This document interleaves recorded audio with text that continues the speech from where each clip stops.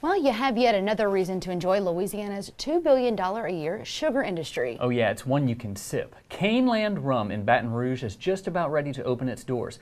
And as you'll see in this sneak peek inside, the distillery is filled with the spirit of agriculture. From cane to glass, that explains the whole process at Cane Land Distilling in Baton Rouge. So these vats are from Cognac, France. Walter Tharp is the founder. His family has owned Alma Plantation sugar mill for the last 200 years.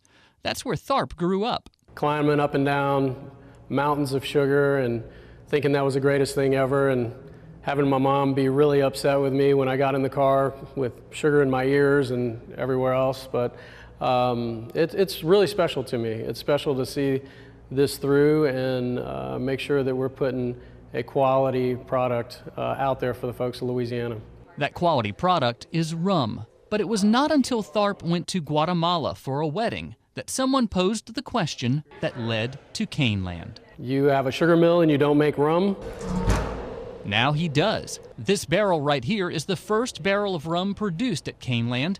Note the signatures, making it unique, just like what's inside. What's really unique about what we have here at Cane Land Distilling is that we'll be able to show folks from seed all the way to glass where the sugar product has been produced, the entire process. And we will be one of the only estate bottled spirits in the United States, which means we're all under one ownership. So we'll be able to follow the entire process from seed to your glass, and that's pretty rare in this business. What's also rare is the kind of rum Tharp produces. You see, in that barrel is what's called rum agricole. Most times you see rum spelled R-U-M, which indicates that it's a molasses-based rum, which is a commodity. You can buy it any time of year and ship it all over the place and source it from anywhere. Distilleries do it all the time.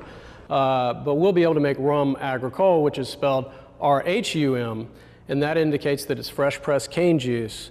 And that's only available during the harvest once a year for a 3-month period. And so it starts to ferment immediately. So once it's crushed, you have to ferment it and get it into the still, or it starts to spoil within several hours. Johnny Verplank is the distiller at Cane Land.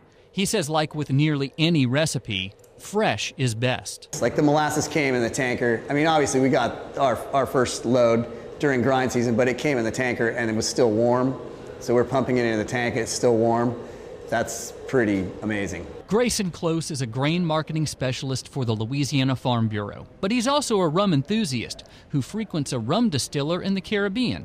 And after his first taste, it's very good. It's very smooth. It's soft. It's easy on the palate. That's going to be good rum when you bottle it. But what about after the sniff test? It's oaky, and then you pick up a little bit of floral on the backside.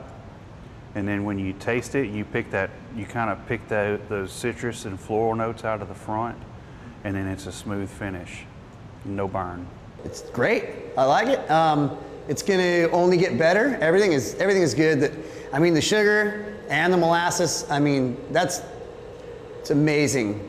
Like, Alma's got some really awesome stuff. So I'm really excited to be here and be this close to the cane. In the tasting room, Tharp wants you to feel very close to the cane. So you'll see all the old gears, all the old cane levelers, farming implements that are used as tables and lights and fixtures, that we want to create an atmosphere where you're feeling like you're actually at a museum almost, rather than a distillery. And like at a museum, you see things under glass, but that's not sand, it's sugar.